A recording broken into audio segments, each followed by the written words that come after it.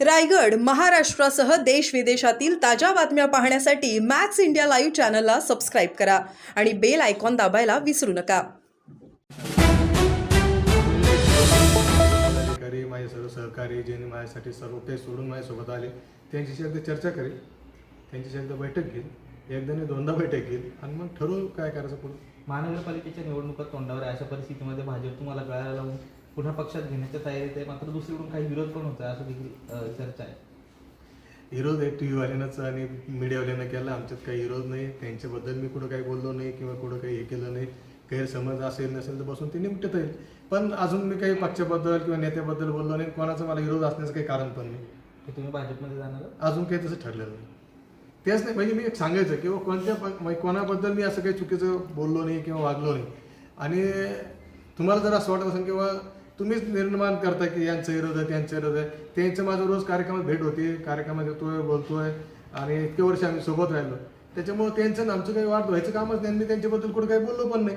आणि तरी जर तुम्ही म्हणता असाल तर आम्ही बसू विचारू त्यांना काय त्रास आहे, काय तकलीफ आहे, काय केलं काय नाही. आता खैरे साहेब म्हटले की तुम्ही महापालिकेत असताना उद्धव साहेबांना वाईट शब्दात बोललेले आहात किंवा महापौरांना त्रास दिलेला आहे सगळे शिवसेनेचे. मी कधी उद्धव साहेबबद्दल बोललो नसेल आणि जे काही बोललो असेल ते खैरे साहेबबद्दल बोललो असेल. आणि सगळ्याला माहिती आहे की महानगरपालिकेमध्ये ते खासदार असताना सुद्धा महानगरपालिकेत त्यांचा रोल असायचा. की समांतरचं जे म्हणतात ना 792 कोटी रुपये ती मीच मंजूर केली होती ती योजना. मग ती योजना का बंद पडली? तिचं औरंगाबाद युटिलिटी नंतर समांतर हे का बदलत गेले मालक लोक? कोणाच बदलत गेले? मीटरचं काम कोणाला दिलं होतं? हे जर सांगितलं ना सर्व तर मला असं वाटतं की ते उलटं त्यांच्यावरच येईल. आता मी त्या पक्षात नाही आहे आणि होतो तरी मी पहिले भाजपमध्ये होतो आणि भाजपची मी बाजू मांडत होतो आणि भाजपमध्ये असताना सुद्धा मी युतीमध्ये असताना सुद्धा मी त्यांना भांडत होतो. तर कारण काय होतं, त्यांचे महापौर ते म्हणले मला शिवसेनेच्या महापौरला भांडले.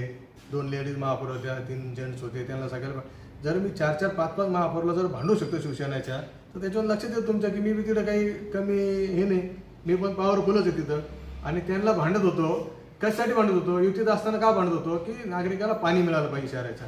हे जे तुमच्या छोट्या मोठ्या ज्या स्वार्थाच्या पायी तुम्ही जे काही योजना होऊ देत नाही ती होऊ दिली पाहिजे. जी योजना आणली होती त्या योजनेमध्ये जे काही मीटर बसणं, नंतर त्याच्यातून पहिले पाणी न येता मीटर बसणं, ते पैसे घेणं, मीटरची कंपनी कोणाची होती, मीटर कोणाला अलग कोणाला ठेका दिला होता.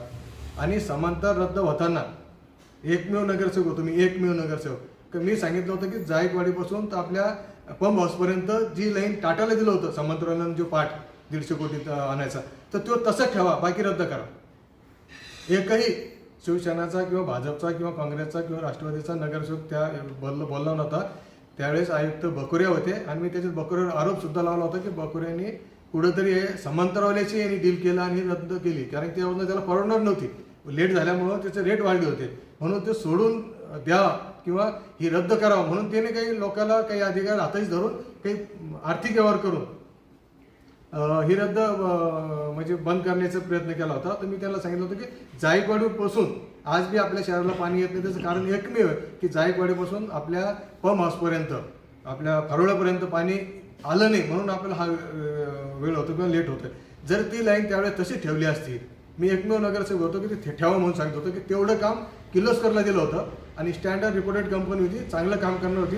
तेवढं काम ठेवून बाकीचं तुम्ही मीटरचं तुम्ही वाटलं तर बंद करा किंवा रद्द करा, पण तेवढं ठेवा. ते जर आज ठेवलं असतं तर मला असं वाटतं 5 वर्ष होऊन गेले असते, 7-8 वर्ष झाले असते पाणी आलं असतं शहरात. खैरे साहेब काय म्हणतात? खैरे साहेबांनी काय काय केलं सांगितलं तर तुम्हाला रात पुरणार नाही. शेवटचा प्रश्न असा आहे की ज्यावेळेस विधानसभा निवडणुका होत्या त्यावेळेस स्थानिक जे काही ठाकरे गटाचे नेते त्यांनी पक्षाची दिशाभूल करून चुकीची माहिती देऊन खंडणी उकळणाऱ्या लोकांना पक्षात घेतलं आणि त्यांना उमेदवारी दिली, त्यामुळे पक्षाचं नुकसान झालं. हे काय आहे माझ्याबद्दल जे काही शिरसाट साहेबांनी जे निगेटिव्ह परिस्थितीचा प्रयत्न केला होता त्याचा एक भाग खैरे साहेब होता. याने सुद्धा सगळ्याला ते सांगितलं होतं पक्षात तिकीट जेव्हा चाललं होतं मला त्याला देऊ नका, त्याला हे करू नका, त्याला ते करू नका. त्यांनीच भाषणं केले की राजू शिंदे खूप चांगला आहे एका ठिकाणी. मी माझ्या चिखल ठाण्यामाडीमध्ये माझ्या जन्माच्या अगोदर ओके अली रोड तुम्ही उद्धव ठाकरे पक्षाचा राजीनामा दिलाय, नेमकं काय कारण? नाही, मी काल पत्रामध्ये तसं लिहिलं आहे आणि माननीय उद्धव साहेबांनी मी पत्र पाठवलेलं आहे की शिवसेना पक्षात मी उद्धव साहेबांवर आणि दानवे साहेबांवरती विश्वास ठेवून मी आलो होतो आणि त्यांनी सुद्धा माझ्यावर विश्वास टाकून मला त्यांनी निवडणुकीत तिकीट दिलं, उभा राहिलो. चांगल्या पद्धतीनं सर्वांनी मेहनत केली. सर्व खालचे सर्व पदाधिकाऱ्यांनी, शिवसैनिकांनी, कार्यकर्त्यांनी, माझे मित्रांनी, सहकाऱ्यांनी माझ्यासोबत आलेले आणि मतदारांनी पण भरभरून मतदान आपल्याला दिलं. त्याच्याबद्दल माझी नाराजी नाहीच आहे. काही कारण आहे. आणि पक्षातील ज्येष्ठ जे स्वतःला समजत आहेत किंवा जे वयोवृद्ध नेते आहेत त्यांच्यावर माझी नाराजी, मी सौम्य भाषेमध्ये नाराजी व्यक्त करून मी माझा पदाचा राजीनामा दिला आहे आणि माझे सर्व सहकार्य सहित दिलेलं आहे. एवढंच मी त्याच्यात केलं आणि उद्धव साहेबांचे आणि दानवे साहेबांचे आभार व्यक्त केले. मात्र तुम्ही राजीनामा देण्यामागचं आणि पक्ष सोडण्यामागचं मूळ कारण काय? त्याच्यात सांगितलं ना की बाबा माझी खैरे साहेबावरती नाराजी आहे आणि मी ती नाराजी माझ्या पत्रात उल्लेख केला आणि ती नाराजी काय आहे त्यांना पण माहिती. पण जे शिवसैनिक आहे तुमच्यावर एवढा विश्वास टाकून त्यांनी लाखभर मतं तुम्हाला दिली, तर त्या लोकांना तुमच्या खऱ्या नाराजीचं नेमकं कारण अपेक्षित आहे. तर तुम्ही असं उघडपणे का बोलत नाही? नाही, कसं आहे, आता ते एवढे ज्येष्ठ आहे, सिनियर आहे, वयोवृद्ध आहे, त्यांच्याबद्दल काही गोष्टी नाही बोललेले बरं आहे. त्याच्यामुळे ते बोललो नाही. आणि ते जर बोलत असतील तर मग त्याचं उत्तर मला द्यावं लागेल. मग ते सांगेल मी काय सांगायचं होतं. आणि मी जर ते सांगितलं तर मला असं वाटतं जे मूळ शिवसैनिक आहे, जे बाळासाहेब शिवसैनिक आहे, कलवट शिवसैनिक आहे, त्यांना जर ते कारण माहीत झालं तर ते मला वाटतं खैरे साहेबांना फिरू देणार नाही. ते म्हणजे हे तिकीट उद्धव साहेबांनी दिलं आणि दानवे साहेबांच्या माध्यमातून मिळालं म्हणून जिल्ह्यातल्या सगळ्या उमेदवाराला त्यांनी डावलण्याचं काम किंवा त्यांना त्रास देण्याचं काम किंवा त्यांना पाडण्याचं काम केलं असं मी म्हणेन. आणि अजून तक ते चालू आहे.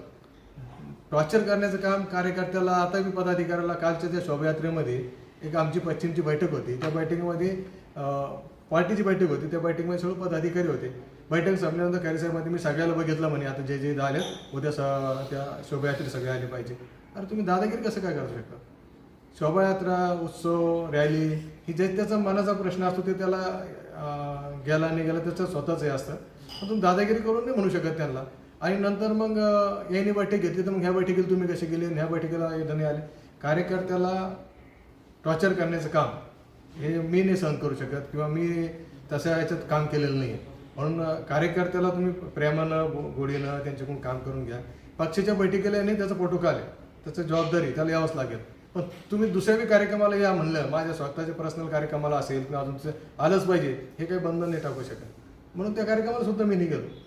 आता त्यांनी एक तुमच्यावर आरोप केला आहे की तुम्ही पक्ष वारंवार भाजपला होते, भाजप सोडला, शिवसेनेला होती, शिवसेना सोडला, फक्त आपल्या मफादासाठी तुम्ही पक्ष बदलताय. बिलकुल नाही. मी अगोदरपासून सांगतो की मी आतापर्यंत भारतीय जनता पार्टी सोडलं नव्हतं. 2024ला मी सोडलं. त्याचं कारण असं होतं की माझी कोणती भाजपवरती नाराजी नाही किंवा कोणत्या नेत्यावरती नाराजी म्हणून मी सोडलं नाही. एकाही शब्द कोणत्या पक्षाबद्दल किंवा नेत्याबद्दल मी बोललो नाही. आमची नाराजी शिवसेना शिंदे गटाबद्दल आणि तिथल्या स्थानिक आमदाराबद्दल होती आणि आज बी आहे. म्हणून मी पक्ष सोडला होता. आमच्या सगळ्या सहकार्याच्या सांगण्यावरून ज्यांनी मला सोबत होते माझ्या, यांनी सगळ्यांनी मला आग्रह केला की आपल्याला यावेळेस काही करून आपल्याला यांना हे करायचं आहे म्हणून आपण पक्ष सोडला पाहिजे. म्हणून सोडला. पहिल्यांदा मी 95 पासून भारतीय जनता पार्टीत काम करतो, वार्ड अध्यक्षापासून. पहिल्यांदा 2024मध्ये मी पक्ष सोडला. मी आतापर्यंत पक्ष सोडलेला नाही. दुसरं असं की तुम्ही म्हणताय की चंद्रकांत खैरेंनी तुमचं काम केलं नाही, मात्र चंद्रकांत खैरे असं म्हणतात की राजू शिंदे जर असं म्हणत असेल की त्यांनी मी त्याच्यासाठी काम केलं नाही तर मी त्याच्या 2 कानाखाली मारेन. असं आहे की ज्येष्ठ नेते त्यांनी इमानदारीने काम केलं असं तर 2 नाही 4 बी कानाखाली खाल्ले असते. पण आता अशी वेळ आहे की त्याने त्यांच्या तोंडात मारून घेतली पाहिजे स्वतःची. अशी वेळ आहे.